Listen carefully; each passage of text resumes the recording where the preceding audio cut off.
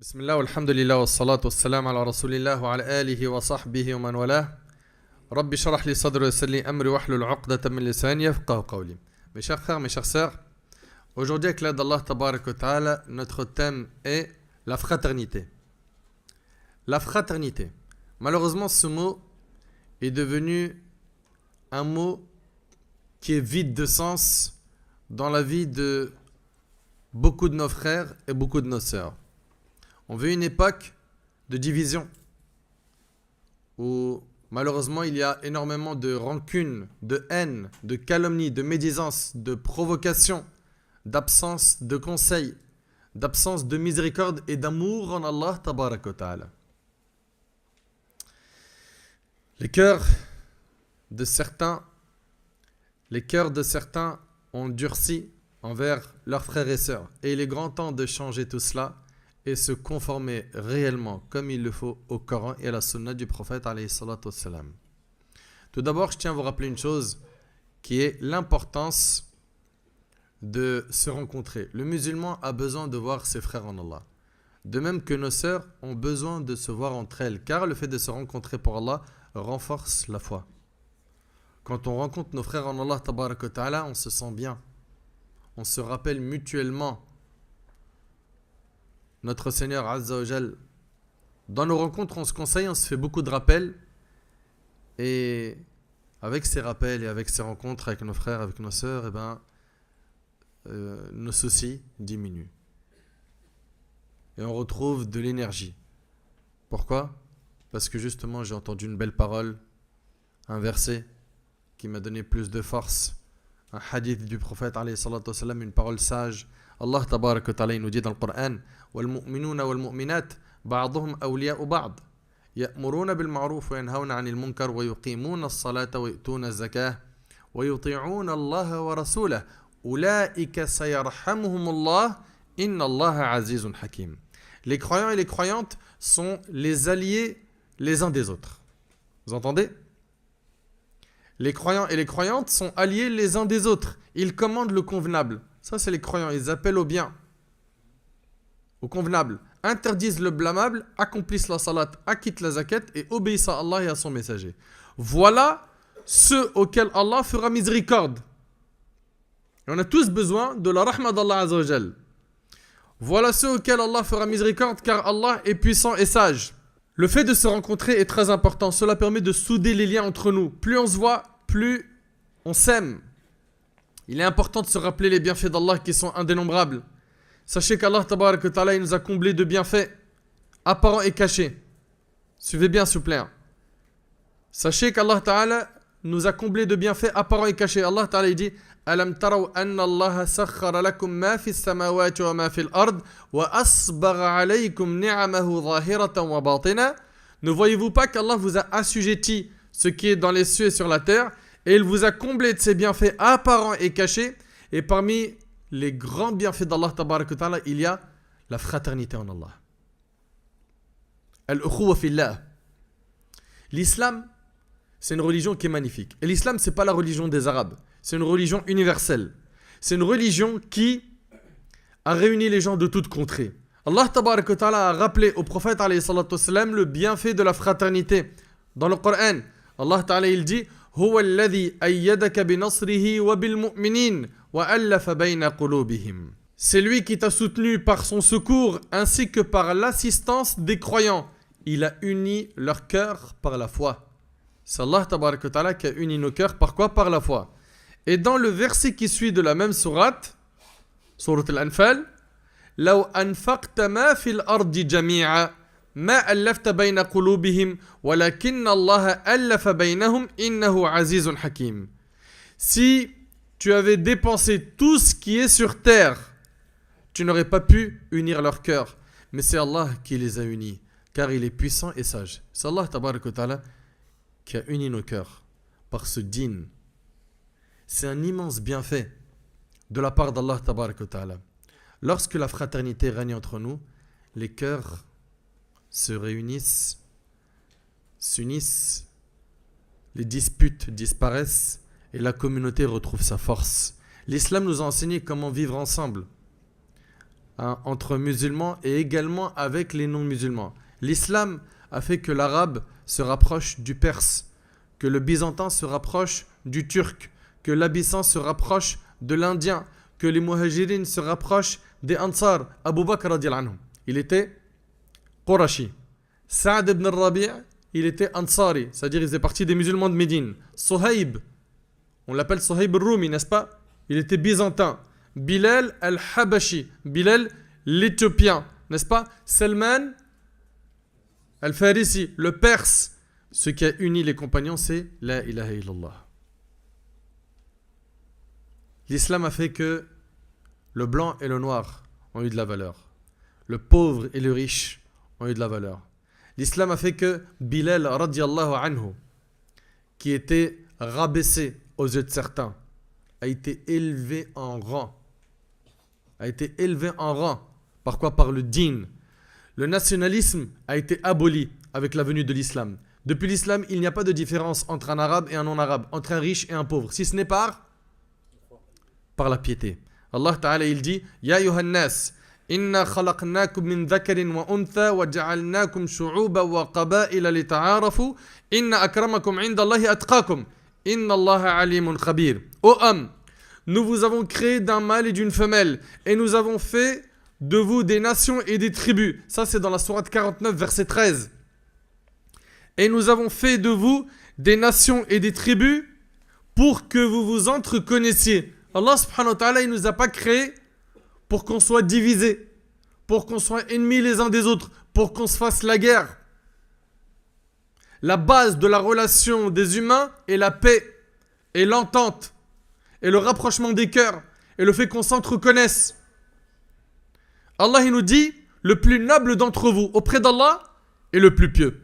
Le meilleur d'entre nous, c'est pas le riche, c'est pas le pauvre, c'est pas le blanc, c'est pas le noir, c'est pas l'américain, c'est pas l'africain, c'est pas l'asiatique. Non, le meilleur d'entre nous, c'est celui qui a la meilleure relation avec Allah. Wallahi al-Azim, la religion, elle est magnifique et sublime. Regardez dans la mosquée là, Tabarak ar-Rahman, je vois plein d'origines devant moi, n'est-ce pas? Tu es de quelle origine, Akhi? Sénégalais, et toi? Algérien, et toi? Pakistanais, et toi? Algérien, et toi? Marocain, et lui là? Togo, et toi? Île Maurice, Allahu Akbar. Subhanallah, c'est pas magnifique franchement? Et ils sont tous, subhanallah, en rang dans la mosquée pour le même objectif, adorer Allah et le satisfaire. C'est magnifique. Et moi je vous le dis du plus profond de mon cœur, Wallahi, je vous aime tous pour Allah. On doit tous s'aimer pour Allah tabaraka wa ta'ala sans que cela soit lié par quoi? Par un intérêt. Ou je t'aime parce que tu es de la même origine que moi. Non. Moi si je t'aime c'est parce que cet amour-là il est pour Allah. Moi si je t'aime c'est parce que cet amour il est pour Allah Azza wa Jal. C'est de cette manière que Bilal radiallahu anhu, Salman, Suhaib se sont retrouvés sous le même toit. L'islam. Subhanallah. Et la chose qui les a valorisés, c'est l'islam. Pas leur origine. Allah barik fikum, retenez bien ça. Parce que parfois on entend quoi? Ouais, moi je suis de telle origine. Non, on est les meilleurs. Ça, faut bannir ce discours. Il faut bannir ce discours. Le meilleur d'entre nous, Allah il a dit, c'est qui? C'est le plus pieux. Inna akramakum indallah atqakum.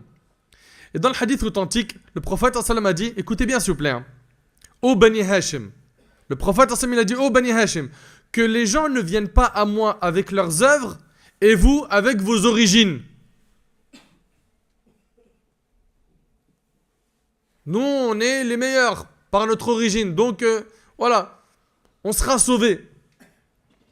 Ne pense pas que ce qui va te sauver le jour du jugement, c'est ton origine, mais plutôt tes œuvres. Et selon Abu Huraira, le hadith, il est rapporté par Muslim. Le prophète sallam a dit, celui qui ne s'élève pas par son propre labeur, c'est-à-dire quoi? Par le fait de travailler pour avoir des récompenses, ce ne sont pas ses origines qui vont l'élever. Vous avez entendu ou pas? C'est pas tes origines qui vont t'élever le jour du jugement. C'est un égarement que de penser ça. que de penser parce que je suis de telle origine, je suis meilleur que les autres. Je suis au-dessus d'eux. Mais ça, tu l'as lu où dans notre religion? Où? Dans quel verset, dans quel hadith du prophète sallallahu alayhi wa sallam? Mes frères et sœurs, il suffit de méditer un peu sur la biographie de notre prophète alayhi salatu wassalam, afin de voir à quel point il a insisté sur la fraternité en islam. La première chose qu'il a faite lorsqu'il arrive à Médine, c'est quoi? C'est d'instaurer la fraternité entre les muhajirin et les ansar. C'est qui les muhajirin? Levez la main. Les muhajirin, c'est qui? C'est les musulmans qui ont émigré de la Mecque vers Médine. Et les ansar, c'est qui? C'est les musulmans de Médine. Très bien. Donc, les musulmans de la Mecque qui ont vécu énormément d'épreuves à Mecca par les Qurayshites, ils ont quitté la Mecque, ils ont émigré, il y en a, ils ont laissé leurs biens, leur famille, leurs richesses pour rejoindre le prophète alayhi salatu wassalam à Médine et enfin pouvoir bien pratiquer leur religion en sécurité. Quand ils sont arrivés à Médine, vous êtes d'accord avec moi qu'ils n'avaient pas des promesses d'embauche qui les attendaient ou un logement social. Non, ils sont partis et le plus important pour eux, c'était de sauver le dîn, sauver la religion, car c'est la chose la plus chère qu'on a. La chose qu'on a de plus chère, c'est notre dîn. Le prophète alayhi salatu wassalam, il a donc instauré la fraternité entre les muhajirin et les ansar. Il a invité les ansar, les musulmans de Médine, d'être très généreux envers leurs frères muhajirin qui ont quitté la Mecque pour rejoindre la ville de Médine. Ibn al-Qayyim rahimahullah, il a rapporté dans Zad al-Ma'ad que le prophète alayhi salatu wassalam a fraternisé entre les muhajirin et les ansar et que le prophète les avait réunis dans la maison de Anas ibn Malik. Et ils étaient à ce jour 90 hommes. La moitié étaient des muhajirin et l'autre des ansar. Il a instauré la fraternité entre eux. Et il a même fait en sorte qu'ils avaient le droit à l'héritage entre eux. Alors qu'on sait très bien que l'héritage, normalement, c'est que par lien de sang, pas par lien fraternel. Il y avait, au début, dans leur relation entre eux, le droit à l'héritage. Puis après, ça a été aboli.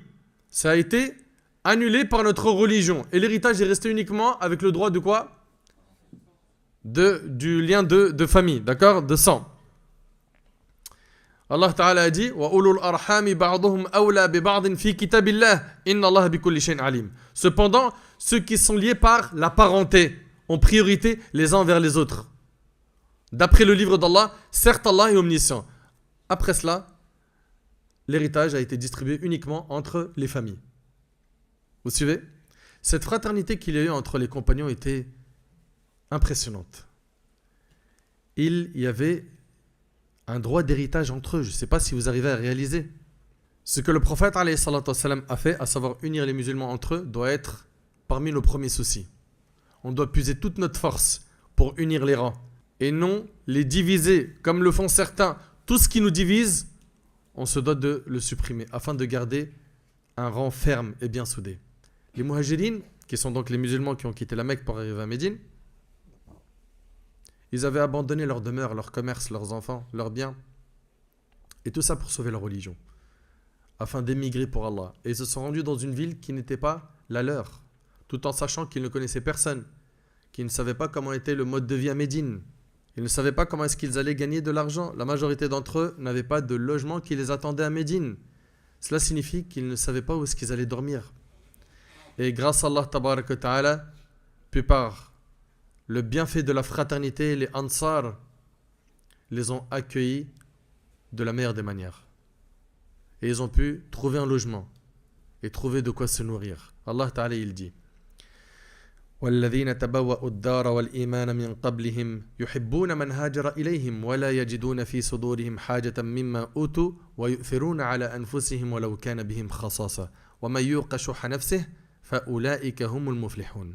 Allah Azza wa Jalla il nous dit: il appartient également à ceux qui, avant eux, se sont installés dans le pays et dans la foi, qui aiment ceux qui émigrent vers eux.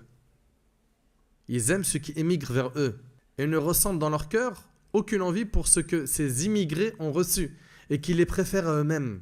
Subhanallah, les Ansar ont préféré donner à leurs frères muhajirin quitte à se priver. Et ça, vous savez, ça s'appelle comment ça? Ça s'appelle al-ifar, l'altruisme. C'est un degré de générosité très élevé. C'est, par exemple, j'ai très faim et mon frère a très faim. J'ai de la nourriture devant moi, je vais lui dire tiens, mange. Ça s'appelle donner préférence à mon frère alors que moi je suis dans le besoin. Ça, c'est un degré de générosité très élevé et c'est ce qui a régné entre les muhajirines et les ansar. Al-ithar, l'altruisme. T'imagines, t'as un verre d'eau, t'as hyper soif et ton frère à côté, il a très soif et tu lui dis tiens, prends, bois. Il faut avoir un degré de foi très élevé pour faire ça. Les compagnons, ils étaient comme ça. Ils donnaient préférence à leurs frères, même s'il y avait pénurie chez eux. Allah, il dit, quiconque se prémunit contre sa propre avarice, ceux-là sont ceux qui réussissent. Bukhari, rahimahullah, il rapporte d'après Anas, radiallahu anhu, qu'après l'arrivée à Médine, le prophète sallam instaura la fraternité entre Abdurrahman ibn Auf et Saad ibn Rabi'a. Saad ibn Rabi'a, c'est un Médinois, d'accord, un musulman de Médine, un Ansari. Et Abdurrahman ibn Auf, il est lui de la Mecque. D'accord? C'est un muhajiri. Très bien. Qu'est-ce qui s'est passé? Le second dit au premier, donc Saad ibn Rabi'a a dit à Abdurrahman ibn Auf, je suis le plus riche des Ansar. Prends la moitié de mes biens. Imagine-toi, tu arrives dans une ville où toi, tu es à sec, et il y a quelqu'un qui te dit, je suis le plus riche de la ville, prends la moitié de ma richesse. Ah mais t'es bien. La moitié de la richesse d'une personne parmi les plus riches, mais t'es au top. C'est bon, je vais pouvoir même lancer des business, des commerces comme ça, les sous ils tournent. Et il lui a dit, et j'ai 2 femmes, observe-les et dis-moi celle qui te plaît le plus pour que je puisse la divorcer. Et une fois sa période de viduité terminée, tu te maries avec elle. C'est-à-dire qu'il lui dit non seulement la moitié de mes biens, mais regarde celle de mes épouses qui te plaît, je la divorce et tu te maries avec elle. Est-ce que Abdurrahman ibn Auf, il lui a dit ah franchement, vraiment, c'est très gentil, la moitié de la richesse, je la récupère quand? Et pour les femmes, je peux les voir maintenant ou t'as une horaire particulière? Non. Donc d'un côté, on avait une générosité exemplaire et de l'autre côté, et ça c'est une grande leçon, Allah yahfadkum, s'il vous plaît, retenez-la, c'est ne tendez pas la main. Même si vous êtes dans le besoin, vous allez travailler avec la sueur de votre front. Même si vous êtes en galère, débrouillez-vous. Tendez jamais la main. Soyez des hommes. Soyez des hommes. Il y a des gens malheureusement qui vivent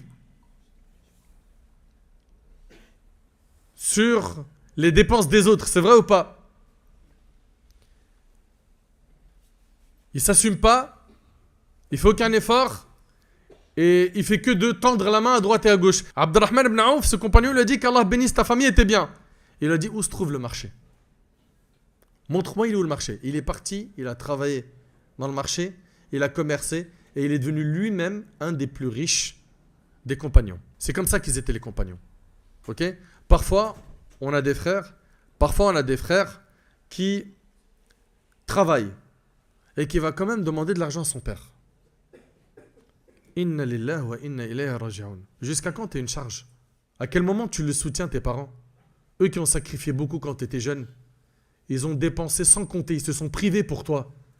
Et toi tu restes une charge financière? Ou bien il a 25 ans, il a 30 ans, il vit chez ses parents, il ne travaille pas et il continue à prendre les dépenses de ses parents. Mais t'es sérieux? T'es vraiment sérieux? À quel moment tu te prends en main?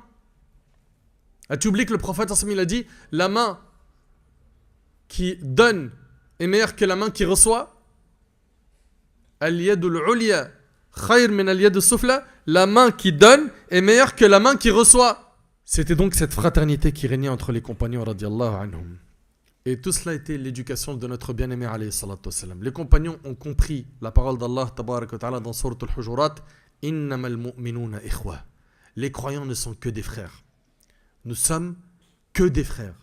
D'ailleurs, nos liens fraternels par le din sont des fois plus forts qu'avec certains membres de notre famille. C'est vrai ou pas?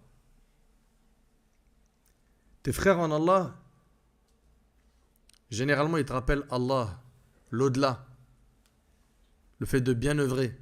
Et parfois, tes frères de sang ou les membres de ta famille, parfois, eux, ils te rappellent que ce bas monde. C'est pour ça que il arrive des fois que nos liens fraternels par le biais du din soient plus forts que les liens de sang qu'on a avec certains membres de la famille. Quiconque médite sur les textes de notre religion s'apercevra que notre religion cherche à souder les liens des musulmans entre eux et qu'elle a interdit toute division. Les compagnons ont compris les paroles d'Allah et celles du prophète sallam.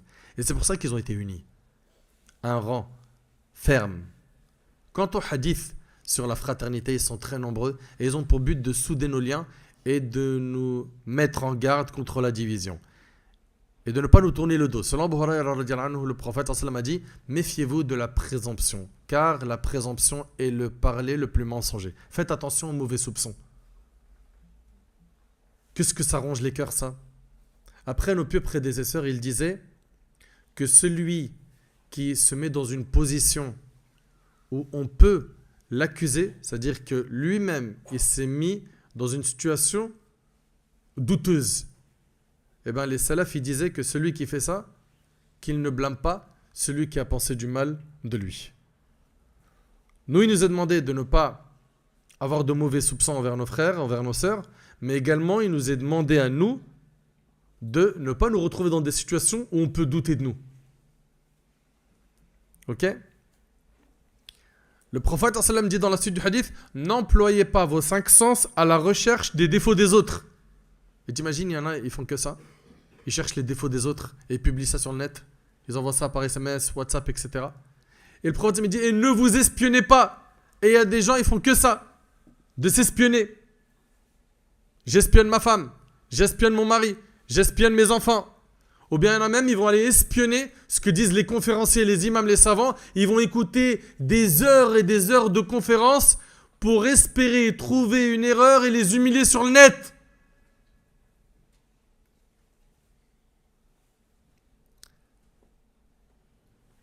Ces personnes-là, malheureusement, sont devenues des outils de Satan. Ils ne s'en rendent même pas compte. Ils pensent qu'en faisant ça, il est en train de servir le din, meskin et meskina. Et le prophète sallam il dit par la suite, bannissez entre vous toute concurrence déloyale, toute envie. Al-hasad, c'est le fait de souhaiter la disparition du bien de mon frère. Il vient d'avoir une super belle voiture, une Mercedes, une BM ou une Lamborghini ou autre. Et je lui souhaite du mal. Je rêve de voir cette voiture accidentée, moche, ou qu'on lui vole. Pourquoi vous avez des cœurs aussi sombres? Pourquoi vous n'aimez pas le bien pour vos frères? Pourquoi? Pourquoi ne pas être plutôt de ceux qui vont aimer le bien pour leurs frères et pour leurs sœurs? Bannissez entre vous toute concurrence. Bannissez entre vous toute concurrence déloyale, toute envie et toute haine. Le musulman est le frère du musulman. Il ne lui fait pas d'injustice. Ne lui refuse pas son soutien. Et ne le méprise pas. Vous avez vu ce qu'il dit le prophète sallam? Et il dit, la piété est ici, désignant sa poitrine. Et regardez ce qu'il dit alayhi sallam. Il suffit à l'homme pour être mauvais de mépriser son frère musulman. Vous entendez? Il suffit à l'homme pour être mauvais de mépriser son frère musulman. Tu méprises ton frère, tu es quelqu'un de mauvais. Il suffit à l'homme pour être mauvais de mépriser son frère musulman. Tout le musulman est sacré pour le musulman, son sang, son honneur, et c'est bien, c'est rapporté par l'imam Muslim. Et dans un hadith rapporté par l'imam Muslim sur Abu Hurayra, le prophète a dit, ne soyez pas envieux les uns des autres, ne truquez point les enchères, ne vous détestez pas et ne vous tournez pas le dos les uns aux autres. Ne vous tournez pas le dos. Hélas, quiconque lit ces textes s'aperçoit qu'il y a un grand travail à faire dans la Oumma pour unir les rangs. On est d'accord ou pas? On a encore beaucoup d'efforts à faire pour unir nos rangs, que ce soit dans nos mosquées, dans nos associations, dans nos quartiers, sur le net. Il arrive que dans certaines mosquées, on ne trouve plus de fraternité, alors qu'ils se tiennent tous debout devant Allah en prière. D'ailleurs, parmi les sagesses de la prière en groupe, on a le fait d'unir les rangs de la Oumma. Le fait de se voir à la mosquée 5 fois par jour doit renforcer nos liens de fraternité et non l'inverse. Et là, c'est pas ce qu'on voit aujourd'hui. Et écoutez avec moi ces hadiths qu'on va citer qui ont pour but de souder nos rangs. D'après Abu Hurayra radhiyallahu anhu, le prophète a dit, quiconque dans ce bas monde, a allégé l'affliction d'un croyant. Tu as allégé l'épreuve d'un croyant. Vers Allah, alléger son affliction au jour du jugement. Tu as soutenu quelqu'un dans son épreuve, tu l'as fait diminuer ou tu as été la cause de sa disparition. Allah, il t'allégera tes épreuves yawm al-qiyamah. Quiconque secourt un homme dans la gêne, verra Allah le secourir en ce monde et dans l'autre. Quiconque couvrira les fautes d'un musulman. J'ai vu l'erreur chez mon frère, j'ai vu l'erreur chez ma sœur. Je l'ai couvert, je suis parti avec un cœur plein de rahma, plein de miséricorde et d'amour. Et je suis parti conseiller mon frère parce que je lui veux du bien. Et non pas, je l'ai humilié sur le net comme on le voit aujourd'hui. Avec un montage, des textes violents. Et c'est parti, balance-moi sur Insta, balance sur TikTok, balance sur le YouTube, mets ça sur Twitter, envoie-le dans la cage aux lions et laisse-le se faire dévorer par les lions. Quiconque couvrira les fautes d'un musulman, Allah les lui couvrira en ce monde et dans l'autre. Allah aide son serviteur tant que ce dernier aide son frère et c'est rapporté par Muslim. Tant que tu aides ton frère en Allah, tant que tu aides ta sœur en Allah, sache que tu reçois le soutien d'Allah. Allah il t'aide. D'ailleurs, pour faire simple, si tu veux qu'Allah t'aide, aide. Si tu veux qu'Allah t'aide dans tes projets, dans ta vie, aide. Aide tes frères et sœurs. Et selon Nu'man ibn Bashir, le prophète a dit l'image des croyants dans les liens d'amour. L'image des croyants dans les liens d'amour, de miséricorde et de compassion qui les unissent les uns aux autres est celle du corps. Dès que l'un de ses membres se plaint de quelque mal, tout le reste du corps accourt à son secours par la veille et la fièvre. On est comme un seul corps. Toute la communauté entière, elle est comme un seul corps. Le hadith, il est rapporté par Bukhari Muslim. Ça veut dire quoi? Un parmi mes frères, en Birmanie, Ouïghour, en Syrie, en Palestine ou ailleurs, il a mal, il souffre. Et bien tout de suite, moi aussi, je me sens mal. Pourquoi? Parce qu'on est comme un seul corps. Vous suivez?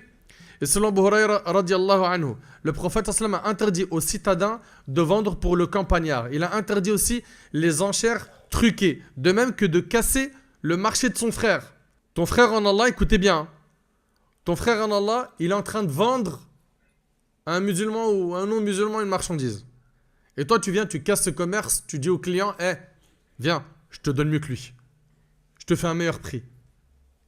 Tout ça, ça brise les liens de fraternité. C'est pas permis en islam. Ou bien ton frère, il va aller demander la main d'une sœur. Toi, tu le sais. Et chut, tu passes par un itinéraire bis. Et tu vas voir le papa, tu lui dis... Alors, tu présentes le dossier de telle manière que le papa, voilà, tu lui as fait un bug informatique dans son cerveau. Ami, voilà, je viens de lancer un business. Je tourne autour de 4-5 000 euros par mois. Je suis en train de lancer ma franchise et ceci et cela. Le papa, si miskin, il est fragile au niveau de sa foi, lui il va voir les chiffres. Il va dire, mais c'est intéressant ça. L'autre miskin, il est dans les 2 000 euros. Lui, il vient 5 000, il est à l'aise, il va mettre bien ma fille. Tu vois ce que tu as fait là? De venir court-circuiter le projet de ton frère, eh bien ça c'est haram. Tous ces textes sont venus pourquoi? Pour maintenir la fraternité entre nous. Vous suivez? Si la sœur par contre elle a refusé, rien n'empêche B de demander celle que A n'a pas réussi à avoir. Mais par contre, il y a un autre point, c'est celui de s'il n'y a pas eu d'accord entre eux. C'est-à-dire le frère il a juste fait une rencontre et il n'y a pas eu de commun accord entre la sœur et le frère, il n'y a rien. Eh bien, B peut venir demander la sœur, sans problème. Mais s'il y a eu un accord, c'est-à-dire c'est bon, non, lancer la procédure de faire connaissance et d'avancer vers le projet du mariage, B, il n'a rien à voir dans cette histoire. Il va chercher une sœur ailleurs. Et le prophète, il a dit, il a interdit à la femme de chercher à faire divorcer sa sœur pour lui prendre son mari. Et c'est rapporté par l'imam Ahmad. Tous ces textes, vous avez bien compris, ils ont pour objectif de quoi? De serrer les rangs. Des fois, il y a une sœur, elle va venir dire à une autre sœur, tu sais quoi? Non, franchement, ton mari, ce qu'il fait là, moi, il aurait fait moins que ça. Depuis longtemps, j'aurais pris ma valise, je serais déjà en Australie. Mais comment tu fais pour patienter? Alors qu'elle, la seule chose qu'elle veut, c'est quoi? C'est de faire couler le bateau pour après récupérer, elle, le projet du mariage et se marier avec ce frère. C'est très grave. Tous ces hadiths nous montrent l'importance de l'union et l'interdiction de la désunion. Le prophète alayhi salatu wassalam, a dit, les gens les plus aimés d'Allah sont les personnes les plus utiles aux autres. Et l'œuvre la plus aimée d'Allah est une joie que tu fais sentir à un musulman, ou en le soulageant d'une détresse, ou en remboursant une dette à sa place, ou en soulageant sa faim. Et regardez, le prophète ça me dit quoi? S'occuper des affaires de mon frère, mais préférable à une retraite spirituelle dans ma mosquée pendant 1 mois. Sa mosquée, c'est celle de Médine. Tu es d'accord avec moi que si tu restes dans la mosquée du prophète pendant 1 mois, tu fais un i'tikaf, c'est-à-dire que tu restes à la mosquée pour l'adoration, mais tu vas gagner beaucoup de récompenses. Tu vas prier des prières obligatoires, des prières surrogatoires, tu vas faire du dhikr, du dua, Coran, tu vas faire l'wudu, tu vas faire des istighfar, tu vas faire beaucoup de... Imagine-toi 1 mois de ibadah dans la mosquée du prophète où la prière elle est multipliée par 1000, que ce soit une prière obligatoire ou sunnah. Le prophète dit s'occuper des affaires de mon frère, mais préférable à faire une retraite spirituelle dans ma mosquée pendant 1 mois. Mais c'est immense. Et ça montre à quel point la fraternité elle a une place très forte. Et le hadith qu'on vient de citer, il est rapporté par Ibn Abi Dunya. Mes chers frères, mes chères sœurs, il faut qu'on apprenne à nous unir et surtout à défendre l'honneur de nos frères et de nos sœurs quand ils sont touchés. Mu'adh ibn Jabal radiyallahu anhu, lorsqu'il se rendit à Tabouk et que Ka'b ibn Malik n'était pas venu avec le prophète alayhi salatu wassalam, lui et 2 parmi les compagnons. Le prophète sallam a dit où est Ka'b? Le fait qu'il demande après lui montre que Ka'b il a une place dans son cœur. Et là quelqu'un des Bani Salam il a dit ô messager d'Allah, il a été sans doute retenu à Médine par la beauté de ses habits et par sa vanité. C'est une belle parole ça ou une mauvaise? Une mauvaise, on est d'accord. Mu'adh radiyallahu anhu lui répliqua instantanément, en tant que frère sincère, qui a une bonne opinion de son frère, donc des bons soupçons, il a dit « Quelle bien vilaine parole que tu viens de proférer, ô messager d'Allah. Nous n'avons jamais entendu dire à son sujet que du bien. » Et ça doit être notre réflexe. Et c'est rapporté par Bukhari et Muslim. Où est-ce qu'ils sont les frères et les sœurs aujourd'hui qui défendent l'honneur de leurs frères quand ils sont déchirés sur internet ou ailleurs, ou dans les quartiers au sein de la famille, ou au bled ou ailleurs? Pourquoi est-ce qu'on n'a pas des bons soupçons envers nos frères et sœurs au lieu d'avoir des mauvais soupçons? Pourquoi est-ce qu'on n'a pas des bons soupçons au lieu d'avoir des mauvais? Où sont les droits de la fraternité? Asma bint Yazid radiyallahu anha, elle rapporte que le prophète a dit quiconque défend l'honneur de son frère en religion en son absence, Allah le préservera du feu de l'enfer. Qais ibn Abi Hizam rapporte, et le hadith il est rapporté par le Hakim, soyez attentifs s'il vous plaît. Qais ibn Abi Hizam rapporte qu'il était à Médine dans un endroit appelé Ahjar al-Zayt. Dans cet endroit il y avait un cavalier sur sa monture et les gens étaient réunis autour de lui, puis ce cavalier était en train d'insulter Ali ibn Abi Talib radiyallahu anhu. Vous connaissez Ali, n'est-ce pas? Ce noble compagnon, ce pieux. Il est en train d'insulter Ali ibn Abi Talib. Pendant que ce dernier était en train d'insulter Ali ibn Abi Talib, Sa'd ibn Abi Waqqas, qui fait partie des 10 à qui le paradis a été promis, radiyallahu anhu, arriva et lui a dit « Pourquoi insultes-tu Ali? N'était-il pas le premier enfant à embrasser l'islam? C'est ça que nous on veut de nos frères et nos sœurs. La prise de défense. N'était-il pas le premier à prier avec le prophète en sallam? N'était-il pas le plus savant des gens? N'était-il pas le plus ascète des gens? » Et Saad continua ainsi à citer les mérites d'Ali ibn Abi Talib jusqu'à dire n'a-t-il pas épousé la fille du prophète sallam? Qui? Fatima radiyallahu anha. N'a-t-il pas eu le droit à l'étendard des musulmans dans les batailles? Puis Saad se dirigea vers la Qibla. La Qibla c'est la direction de la Mecque. Et il leva les mains en disant oh Allah, cet homme insulte un parmi tes alliés. Fais que cette assemblée ne soit pas séparée tant que tu ne nous as pas montré ce dont tu es capable. Qais ibn Hizam dit par Allah, les gens ne se sont pas séparés avant que sa monture, de celui qui était en train d'insulter là, avant que sa monture ne se mette en colère contre lui et finisse par le jeter sur un rocher qui brisa son crâne, suite à quoi il est mort.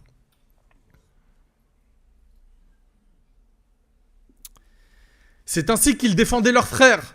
Contrairement aujourd'hui, quelqu'un parle en mal d'un autre, et bien tout le monde va apporter caution. Ou bien, on va savoir que c'est un mal, mais on va rien dire. Mais c'est quoi cette fraternité bancale? Elle est où la fraternité? Soyons sérieux. Au lieu de défendre Nos frères et nos sœurs, certains ils savent faire qu'une seule chose, les descendre. Certains ils sont heureux de voir des polémiques, des fitnas, de la division. Au lieu d'éteindre le feu, au lieu d'essayer de réconcilier les cœurs, Allah Ta'ala il dit وَالصُّلْحُ خَيْرٌ, la réconciliation est meilleure. Allah Ta'ala il dit وَأَن تَعْفُوا أَقْرَبُ لِلتَّقْوَى, si vous pardonnez, c'est plus proche de la piété. Pourquoi on n'est pas de cela? Et le pire de tout, c'est quand ces gens-là font ce mal en prétendant suivre les salafs. Alors que les salafs, ils se désavouent d'eux. Les compagnons s'aimaient et ils voulaient même le bien pour leurs frères plus que pour eux-mêmes. Regardez Abdullah ibn Umar radiyallahu anhuma. Il rapporte qu'il a été offert à un compagnon du prophète la tête d'un mouton. Okay, alors qu'il en avait besoin, c'est pour se nourrir. Mais il s'est dit, mon frère a plus besoin que moi. Alors il la donna à un de ses frères. Puis le deuxième en fit de même avec un autre de ses frères. Et la tête du mouton tourna sur 7 personnes jusqu'à revenir au premier. Et c'est rapporté par le Bayhaqi. C'est l'éducation du prophète sallam. Allah Ta'ala dit وَيُؤْثِرُونَ عَلَى أَنفُسِهِمْ وَلَوْ كَانَ بِهِمْ خَصَاصَةٌ, et qu'il les préfère à eux-mêmes même s'il y a pénurie chez eux. Les compagnons étaient prêts à porter les dettes de leurs frères. Le jour où Az-Zubayr ibn al-Awwam mourut, Hakim ibn Hizam alla voir Abdullah ibn Zubayr et lui demanda: est-ce que mon frère a une dette? Il lui a dit oui, alf, c'est-à-dire 1 million. Suite à quoi il a dit: je m'engage à payer 500 000. Vous avez vu la fraternité? Subhanallah, Allahu Akbar. De même, lorsque l'un d'entre eux mourait, ils allaient visiter les enfants et la famille de la personne décédée, et il était possible que ça dure des années, des dizaines d'années, où ils tapent à la porte: vous allez bien? Ça va? Il vous manque rien? Pendant cette durée, il les aidait, il demandait après eux. Et il arrivait même qu'une personne dise: par Allah, cet homme nous a honoré plus que notre père, et en vérité, la seule chose qui manque de notre père, c'est le fait de le voir. C'est de cette manière qu'étaient nos pieux prédécesseurs. Ok, parce qu'il y en a, ils vont nous dire: ouais, nous on suit les pieux prédécesseurs, et puis vous les entendez. Et déchirer l'honneur des savants, des gens de science, avec des mises en garde infondées qui sont bourrées de calomnies de A à Z. Par Allah, il y a tellement de calomnies dans leur mise en garde que tu dis: mais subhanallah, mais ces gens-là, mais ils craignent pas Allah? Ils n'ont pas peur d'Allah? Ils ne savent pas que le jour du jugement, c'est un jour où on décompte sur ce qu'on a dit, sur ce qu'on a prononcé, sur ce qu'on a diffusé?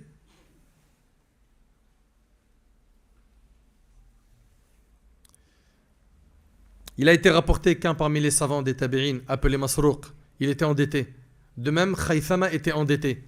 Et leur dette était un poids pour eux deux. Puis Masrouq apprit que Khaythama était endetté. Suite à quoi il alla voir la personne à qui Khaythama était endetté, puis il lui remboursa sa dette. Et il fit cela sans informer Khaythama. Puis Khaythama alla voir la personne à qui Masrouq était endetté. Et il lui remboursa sa dette sans en informer Masrouq. Ils ne firent cela bien sûr que lorsqu'Allah leur facilita d'avoir de l'argent. Ça, c'est la fraternité en Allah. Subhanallah. Il a été rapporté qu'on frappa à la porte d'un homme pieux. Il ouvra la porte de chez lui, puis trouva un homme qui lui a dit: j'ai besoin de 400 dirhams. Il lui a dit: attends-moi. Il entra chez lui, il amena la somme et il lui donna. Puis une fois la porte fermée, il pleura. Sa femme lui a dit: pourquoi est-ce que tu pleures? Fallait tout simplement lui dire que tu n'étais pas en mesure de lui donner l'argent. Il a dit: non. Je pleure car je n'ai pas pris de ses nouvelles au point où il est venu frapper à ma porte pour me demander de l'argent. Allahu Akbar. Il se peut que dans la même mosquée ici, vous rencontrez des frères, vous rencontrez des sœurs entre vous depuis des années.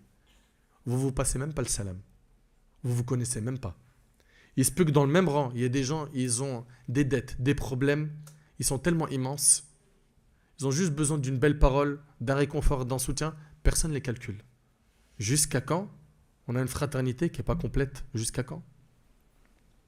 Ibrahim ibn Adham, rahimahullah, c'était un parmi les nobles tabi'in. Un jour, il part en voyage avec 2 frères en Allah à lui. La nuit, elle tombe. Ils se rendirent à une mosquée afin d'y passer la nuit. Ce soir-là, il faisait froid, sans compter que la mosquée n'avait pas de porte. Les 2 hommes dormirent et il faisait froid. Ils ont dormi dans la mosquée. Ibrahim ibn Adham, il est resté réveillé. Et vous savez qu'est-ce qu'il a fait? Toute la nuit, il s'est mis à la place de la porte pour essayer de diminuer le froid sur ses frères. Je vous demande pour Allah, quand vous entendez ça, ça ne fait pas couler les larmes de votre cœur? On ne se dit pas que notre fraternité, elle est éclatée? Tu vois ton frère, il est malade, il est éprouvé, tu le sais, il t'envoie des messages, même pas une dua, rien. Il y a juste sur WhatsApp un signe bleu comme quoi tu as vu son message et c'est tout, du non-calcul. Faut qu'on se reprenne en main. Si on veut une Ummah forte, il faut souder les rangs de la Ummah avec une vraie union, une vraie fraternité. Lorsque les deux hommes se réveillèrent, ils lui demandèrent « Tu n'as pas dormi ?» Il leur a dit « Non, car la mosquée n'avait pas de porte et j'avais peur pour vous du froid. » Allahu Akbar. Allahu Akbar. Une fois, un homme alla visiter un de ses frères et ce jour-là, il pleuvait fort. Il y avait beaucoup de boue. Lorsqu'il arriva chez son frère, il le fit rentrer et se mit à lui laver les pieds. Puis il lui a dit « Par Allah, ces pieds méritent d'être lavés sachant qu'elles sont venues me rendre visite en ce jour. » Où est passée cette fraternité? Elle est où? S'il vous plaît, il faut qu'on soit sincère avec nous. Où sont les frères qui s'aiment pour Allah? Où est-ce qu'elles sont les sœurs qui s'aiment pour Allah? Qui se visitent pour Allah? Qui se rencontrent pour Allah, pour augmenter leur foi? Aujourd'hui, ce qu'on voit, c'est qu'il suffit que tu diverges sur un point sur lequel il y a une divergence fondée, un khilaf mu'tabar entre les savants, avec ton frère pour que tu vois qu'il te tourne le dos. Moi, je suis l'opinion de l'imam Ahmad, lui de l'imam Malik, ils ne se parlent plus. C'est quoi ça? Moi, j'ai adopté l'opinion d'Abu Hanifa, lui, il a adopté l'opinion de Shafi'i. Sur un khilaf, fiqhi mu'tabar. Quelque chose où la divergence, elle est fondée. Ils se tournent le dos. Pourquoi? Parce qu'ils n'ont pas tous les mêmes opinions. Mais c'est du jahl. Si vous étudiez le fiqh, vous allez avoir une maturité. Vous allez mieux voir les choses. Et après, il te dit, non, on suit les pieux prédécesseurs. Dans quoi? La fraternité, mes frères et sœurs, c'est d'avoir un cœur pur et non souillé par la jalousie, la haine, le mal. Et à notre époque, nous avons besoin de purifier nos cœurs, resserrer nos rangs et éliminer toute haine et rancune de nos cœurs contre nos frères et nos sœurs. Si la foi pénètre le cœur, sachez que notre comportement va changer. Une vraie foi. Le croyant ici, je parle du vrai croyant, c'est qu'Allah Tabarak wa Ta'ala a donné à certains et il a privé d'autres. Et il sait qu'Allah Tabarak wa Ta'ala a tout fait par justice, donc il n'est pas jaloux, il n'est pas envieux. Il souhaite le bien pour les autres. Il sait qu'Allah Ta'ala a dit Inna rabbaka yabsutu rizqa liman yasha wa yaqdir innahu kana bi'ibadihi khabiran basira. En vérité, ton Seigneur étend ses dons largement à qui il veut ou les accorde avec parcimonie. Il est sur ses serviteurs parfaitement connaisseurs et clairvoyants. Allah Ta'ala il dit Am yahsuduna an-nasa ala ma atahum Allahu min fadlih. Envie-t-il aux gens ce qu'Allah leur a donné de par sa grâce? Comment tu peux envier ton frère pour le dunya? Tu es en train de t'opposer au destin d'Allah. C'est grave. Cette personne envieuse en réalité, elle n'accepte pas le destin d'Allah. Sachez mes frères et sœurs que c'est Allah Tabarak wa Ta'ala qui donne aux gens. Et il est sage, subhanahu wa ta'ala. Il sait à qui donner. Quand donner. Combien donner. Il sait qui pourra supporter la pauvreté et qui pourra supporter la richesse. Allah Ta'ala est sage dans tout ce qu'il fait, subhanahu wa ta'ala. Et n'oubliez pas une chose, c'est que le prophète il a dit, méfiez-vous de l'envie. Je vous ai dit, l'envie, c'est de souhaiter la disparition du bien de mon frère ou de ma sœur. Méfiez-vous de l'envie, dit alayhi salam, car l'envie brûle les bonnes actions, tout comme le feu brûle le bois. T'es sérieux, toi, quand tu brûles tes bonnes actions comme ça par al-hasad? Tu réalises que pendant que tu es en train d'envier ton frère ou ta sœur, tu es en train de brûler tes hasanat? Abu Sulayman ad-Darani, il a dit, soyez attentifs et regardez. Vous suivez les pieux prédécesseurs? Écoute. Il a dit, si ce bas monde était réuni en une bouchée de pain, ce bas monde entier, il était réuni en une bouchée de pain, je la mettrai dans la bouche de mon frère et une fois dans sa bouche, je ressentirai son goût dans la mienne. Voilà. Ça, c'est les pieux prédécesseurs.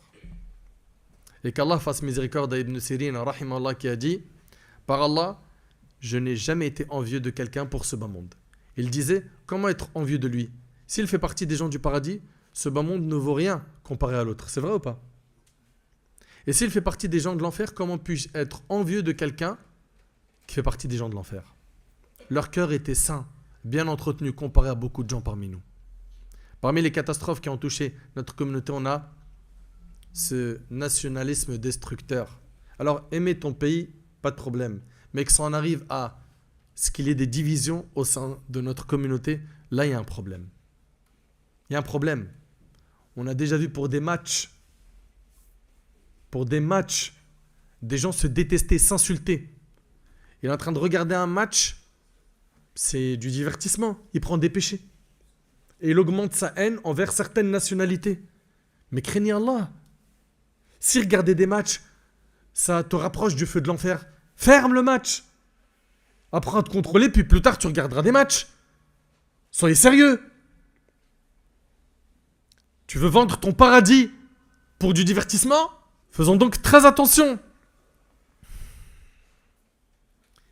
Et regarde ce qu'a dit le prophète sallam selon Jabir radiallahu anhu. Le prophète sallam a dit aux gens, sachez que votre Seigneur est unique et que votre Père est unique. Notre Père à tous, c'est qui? Adam. Sachez qu'il n'y a aucune différence entre un arabe et un non-arabe. Il n'y a pas de différence non plus. Il n'y a pas de différence non plus entre un blanc et un noir, si ce n'est par la piété. Le plus noble d'entre vous auprès d'Allah est le plus pieux. Et c'est rapporté par le Bayhaqi. La communauté, elle va retrouver sa force quand elle va s'unir. Allah Ta'ala il dit وَلَا تَنَازَعُوا فَتَفْشَلُوا وَتَذْهَبَ رِيحُكُمْ وَاصْبِرُوا إِنَّ اللَّهَ مَعَ الصَّابِرِينَ.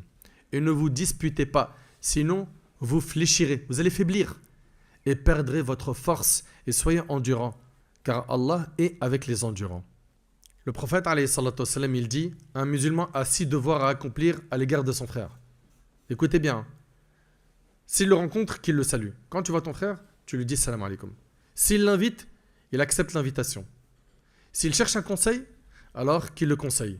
Ça, c'est les devoirs du musulman envers son frère. S'il éternue et qu'il loue Allah, il dit alhamdulillah, alors tu lui dis quoi? Yarhamukallah. S'il tombe malade, qu'il lui rende visite. Et s'il meurt, qu'il le suive pour ses funérailles, et c'est rapporté par Muslim. Vous avez vu, même après sa mort, il a un droit. Subhanallah. Notre frère ou notre sœur, même après sa mort, a un droit. C'est quoi? Salatul jinaza, ittiba' al-jinaza, etc. Le prophète, alayhi salatu wassalam, il a dit, par celui qui tient mon âme dans sa main, vous n'entrerez au paradis que lorsque vous croirez. Et vous ne croirez vraiment que lorsque vous vous aimerez. Voulez-vous que je vous indique une chose? Qu'en la faisant, vous vous aimerez? Saluez-vous les uns les autres, rapporté par Muslim. Et le prophète, il a dit, fait partie des signes de la fin des temps que l'homme ne salue que ceux qu'il connaît. Et c'est rapporté par Ahmed Salom ibn Mas'ud. C'est-à-dire quoi? C'est-à-dire, subhanallah, il rentre à la mosquée, il va saluer que ceux qu'il connaît. D'accord? Et parfois même, il arrive quelque chose, franchement, ça me choque. Je connais un parmi les 5 frères qui sont ensemble, je vais vers ce frère-là en question, je le salue, et les autres, je ne les calcule pas et je pars. Mais ça, c'est pas normal. Ce n'est pas normal. Tu salues les 5. Non seulement tu dois saluer tes frères, mais en plus de cela, fais-le avec un sourire. Et que ça sorte du cœur. Le prophète il a dit, La tahqiranna min al-ma'rufi shay'an, ne méprise aucune bonne action, ne serait-ce que de rencontrer ton frère avec un visage détendu, rapporté par Muslim. Et le sourire, c'est une aumône. Le prophète il a dit, un sourire face à ton frère est une aumône. Et puis vous le savez qu'un sourire en dessine un autre. Tu souris à quelqu'un, tu lui donnes envie de te sourire. Mais t'es zaaf H24. Tu donnes pas envie à la personne en face de te sourire. Le prophète il a dit, chaque fois qu'un musulman rend visite à un musulman malade le matin, 70 000 anges prient pour lui jusqu'au soir. 70 000 anges, ils font dua pour toi. Ils demandent à Allah de te pardonner, de te faire miséricorde. Et à chaque fois qu'il lui rend visite l'après-midi, 70 000 anges prient pour lui jusqu'au matin et il a de bonnes choses à récolter dans le paradis. Et il a de bonnes choses à récolter au paradis rapporté par Tirmidhi. Subhanallah. Parmi les droits de nos frères, on a le fait de suivre leur cortège. Une fois qu'ils sont morts, Uthman ibn Affan a dit, le prophète sallam, quand on avait fini d'enterrer le mort, se tenait debout devant sa tombe et disait, priez pour l'absolution de votre frère et demandez à Allah d'affermir sa langue dans ses réponses aux anges et demandez à Allah d'affermir sa langue dans ses réponses aux anges de la mort car il est en train d'être questionné rapporté par Abu Daoud. Et le prophète sallam a dit, lorsque l'un d'entre vous enveloppe le linceul à son frère, qu'il le fasse de la meilleure façon. La fraternité, elle nous accompagne tout le temps, partout. Vous voyez? Parmi les belles choses de notre religion, on a le fait que les familles du mort voient un soutien. C'est vrai ou pas? Un soutien. Et attention à une erreur que font beaucoup de gens. Il y a une erreur qu'il faut corriger. C'est que supposons que dans ma famille, quelqu'un meurt. C'est pas à moi et ma famille de faire un repas pour ceux qui viennent nous présenter des condoléances. Le prophète, il a dit, préparez un repas pour la famille de Ja'far. Ok, c'est aux gens de préparer un repas pour ceux qui ont perdu un défunt. Déjà, ils sont dans une épreuve, elle est dure. Ils ont perdu un être cher. Et en plus de ça, aujourd'hui, dans les mœurs des gens, c'est quoi? C'est eux, ils doivent préparer un repas pour ceux qui viennent présenter les condoléances. Mais c'est quoi ça? C'est une innovation religieuse, ça a évité. Parmi aussi les droits de nos frères, c'est le conseil. Le prophète, il a dit la religion, c'est le bon conseil. L'imam Shafi'i, rahimahullah, il a dit conseiller son frère en secret, c'est le flatter. Le faire en public, c'est le diffamer. Aussi, parmi les droits de nos frères, il y a le fait de les assister. De les assister. Le prophète a dit assiste ton frère qu'il ait tort ou qu'il ait raison. Assiste ton frère qu'il ait tort ou qu'il ait raison. On lui a dit au messager d'Allah, quand il est victime d'une injustice, on l'assiste. Ok? Quelqu'un a dit au messager d'Allah, je l'aide quand il est victime d'une injustice. Mais comment veux-tu que je l'aide quand c'est lui-même l'injuste? Il a dit tu l'empêches de faire son injustice et c'est ainsi que tu viens à son secours et c'est rapporté par le Bukhari. Parmi les droits de nos frères, il y a le fait de garder leur secret. Combien de fois on vous a dit c'est un secret, hein. C'est une amana, c'est un dépôt. Je te le dis mais tu le dis à personne. Hein. C'est très bien, je suis une tombe, je suis un puits. Tout ce que tu mets dedans, ça bouge pas.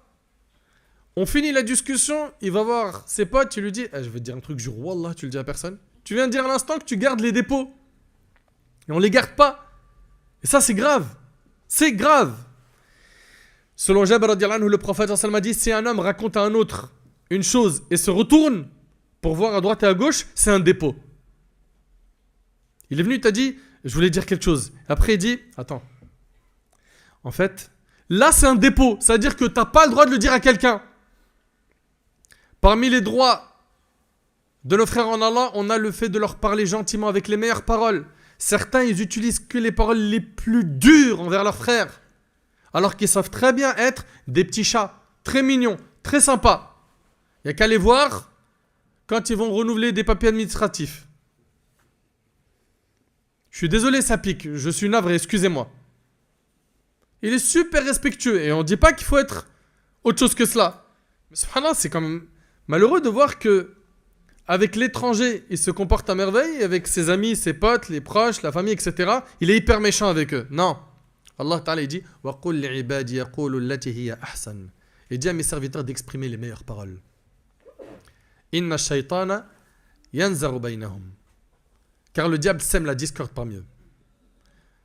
Selon l'imam Muslim Jabir radiallahu anhu, il rapporte le prophète a dit le diable a désormais désespéré de voir les Orans l'adorer dans la péninsule arabique. Mais regardez, le diable, il espère quoi? Mais il garde quand même l'espoir de semer la discorde entre eux. Le diable, il a espoir de semer la discorde entre nous.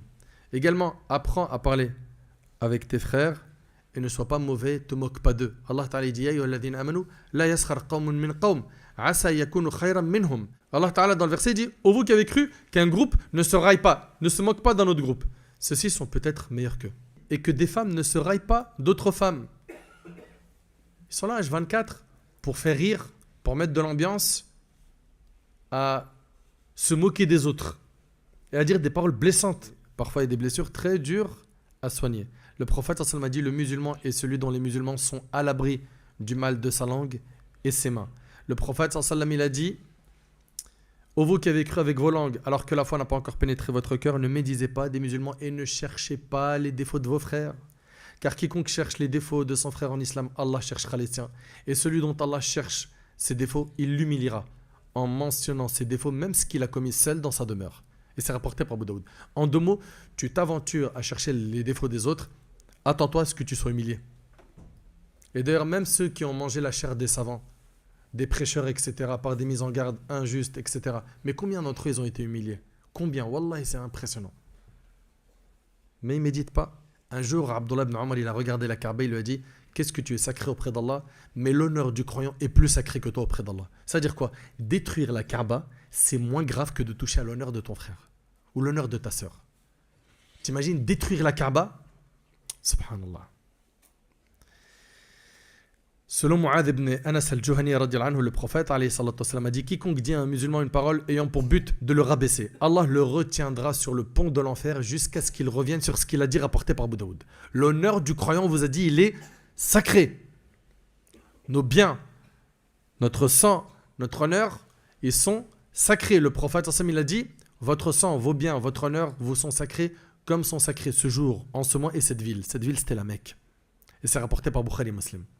Les droits des musulmans sont nombreux et on doit les respecter. Maintenant, il y a des choses qui augmentent l'amour entre nous. Parmi ces choses, tahadu tahabbu. Offrez-vous des cadeaux, a dit le prophète sallam, vous vous aimerez. Et quand on parle de cadeaux, on ne parle pas forcément de quelque chose qui coûte cher. Le geste en lui-même, il est marquant. Il est marquant. Il a pensé à moi. Et il m'a ramené un cadeau. Un porte-clés, un petit muscle, un petit geste. Ça touche énormément. De même, parmi les choses qui augmentent l'amour entre nous, il y a le fait de se visiter. Subhanallah, quand un de tes frères il vient, il te fait une belle visite, surprise ou programmée, qu'est-ce que ça fait du bien? Il vient, il dit, bon, je vais pas rester longtemps, je voulais juste prendre tes nouvelles, te saluer. Mais non, tu es obligé de rester, attends. On va verser le thé, puis après on va ramener à manger. Ça fait plaisir de recevoir la visite de ceux qu'on aime. D'ailleurs, subhanallah, il y a un homme, et c'est rapporté par le Bukhari, écoutez bien, il y a un homme ayant voulu visiter son frère dans un autre village. Allah a préposé un ange qui s'est mis sur sa route. À l'arrivée de cet homme, au point où l'ange l'attendait, celui-ci, donc l'ange lui a dit, où vas-tu? L'homme lui a dit, je vais voir un de mes frères dans ce village. Donc, c'est un ange qui est venu sous forme humaine et qui a dit à cette personne, tu vas où? Il lui a dit, je vais visiter un de mes frères dans ce village. L'ange lui a dit, y a-t-il un bienfait de ta part que tu entretiens en sa faveur? Il y a un intérêt entre vous, il y a quoi? C'est un commerce, un business, il te doit quelque chose, tu lui dois quelque chose. L'homme lui a dit non, tout ce qu'il y a, c'est que je l'ai aimé pour Allah. L'ange lui a dit, je suis envoyé à toi par Allah pour t'annoncer qu'Allah t'aime comme tu as aimé cet homme pour lui. Est-ce qu'on peut scanner un peu les dernières semaines, les derniers mois de notre vie et nous rappeler quand est-ce qu'on a visité quelqu'un, un parmi nos frères ou une parmi nos sœurs, pour Allah, sans qu'il y ait un intérêt? La dernière fois qu'on a fait ça, ça remonte à quand? Parmi les choses qui augmentent l'amour entre nous, on a le fait de trouver des excuses pour nos frères. Leur trouver des excuses. Comme Ja'far ibn Muhammad, il avait dit, trouve pour ton frère 70 excuses. S'il t'a pas répondu au téléphone, au lieu de dire, ah, il m'a donné un rendez-vous, il m'a posé un lapin, allez, bloquer le contact, faut même pas qu'il cherche à me calculer, c'est bon. Lui, c'est une histoire ancienne. Next. Pourquoi tu t'es pas dit peut-être il a été touché par une épreuve? T'as tapé à sa porte. Il n'a pas ouvert. Et t'entends du bruit. Tu sonnes, t'appelles, il répond pas. Et tu te dis, moi je viens juste cacher lui. Je l'entends, il y avait du bruit. Mais ça se trouve, il était dans un problème de couple, il était en train de divorcer ou il y a quelqu'un qui est en train de mourir chez lui. Ou une grande épreuve. T'en sais rien. Trouve des excuses à ton frère. Malheureusement, c'est pas nos réflexes. Un parmi les pieux fut informé qu'un ami à lui avait commis un péché. Les gens lui dirent « Abandonne-le ». Il leur répondit « C'est à cet instant que je dois être le plus à ses côtés. » Pourquoi? C'est là il a besoin de moi. C'est là il a besoin de moi. Sachez qu'en tant que frère, on doit s'entraider dans l'adoration. Ja'far ibn Sulaiman rahimallah a dit « Lorsqu'il m'arrivait de perdre ma motivation, je regardais Muhammad ibn Wasi', c'est un tabi'i, qui en le voyant seulement me motivait au point où j'étais après cela lancé pour une semaine ou plus. Allahu Akbar. Subhanallah. On a des gens comme ça, il suffit de les voir afin de se rappeler d'Allah, afin de se recharger, afin d'être boosté. Parmi les choses qui renforcent les liens de fraternité, on a le fait de se dire aussi qu'on s'aime pour Allah. C'est important. Selon Al-Miqdad radiyallahu anhu, hadith il est rapporté par Abu Daoud, le prophète il a dit quand quelqu'un aime son frère, qu'il lui fasse part de son amour pour lui. Va voir ton frère, dis-lui je t'aime pour Allah. Non mais ana nahshem, j'ai honte. Mais arrête de dire tahshem. Il se peut que tu l'aies déjà dit à des filles dans le haram. Et tu l'as dit en toutes les langues. Tu l'as même chanté des chansons, tu as écrit des poésies alors que tu connais rien à la poésie. Et là tu as eu de l'inspi. Dans le haram, tu as de l'inspi. Et pour dire à ton frère que t'aimes pour Allah, je t'aime pour Allah, là tu dis Zama, j'ai honte. Dis-lui uhibbuka fillah et que lui il te dise ahabbaka alladhi ahbabtani fihi. Parmi les choses qui renforcent également les liens de fraternité, on a le fait d'écouter des rappels sur la fraternité comme ça a été le cas aujourd'hui. Vous êtes d'accord avec moi que ça fait un bien fou d'entendre ce type de rappel, c'est vrai ou pas? Craignons donc Allah tabaraka wa ta'ala, unissons-nous sur la vérité, éloignons-nous de tout ce qui pourrait provoquer la division, soyons doux entre nous, respectons-nous, respectons les personnes âgées, respectons les anciens, respectons les plus jeunes, respectons nos parents, faisons preuve d'un excellent comportement avec nos frères en Allah, mais aussi avec nos concitoyens qui ne sont pas musulmans. Le prophète sallallahu alayhi wa sallam, il a dit, j'ai été envoyé pour parachever les nobles caractères. J'implore Allah subhanahu wa ta'ala de souder nos rangs, de nous unir. J'implore Allah subhanahu wa ta'ala de faire régner entre nous l'union, l'amour, de faire entrer entre nous l'entente. J'implore Allah tabaraka wa ta'ala de bénir nos mosquées, nos associations. J'implore Allah subhanahu wa ta'ala de nous permettre de mettre en pratique ce qui a été dit aujourd'hui. Sallallahu subhanahu wa ta'ala an yanfa'ani bima qultu wa yanfa'akum bima sami'tum.